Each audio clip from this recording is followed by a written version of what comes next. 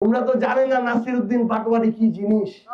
আমি খালি একটা কথা বলবো, নাসিরউদ্দিন পাটোয়ারি এমন একটা জিনিস যে একাই আরেকটা অভ্যুত্থানের নেতৃত্ব দিতে পারে।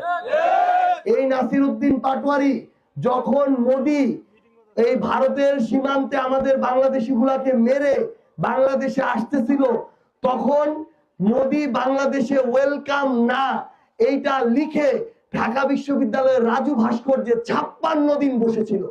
এটা হলো নাসিরউদ্দিন পাটোয়ারি।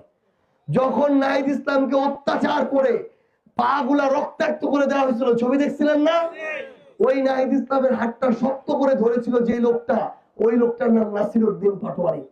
ওই 3 আগস্টে যেদিন শেখ হাসিনার কফিনের শেষ প্যারেক নাড়ার এক দফা ঘোষণা দিচ্ছিলাম, তখন আমাদের পিছন থেকে আমি, নাহিদ, হাসনাত, আসিফ আমাদেরকে শক্ত করে ধরেছিল যে লোকটা, তার নাম নাসিরউদ্দিন পাটোয়ারি।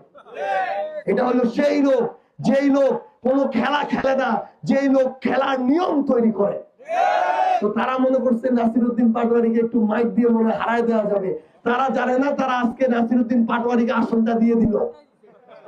তারা জানে না মির্জা আব্বাসের আজকে থেকেই পতন হয়ে গেল। আগামীর বাংলাদেশে কোনো চাঁদাবাজের জায়গা হবে না ইনশাআল্লাহ।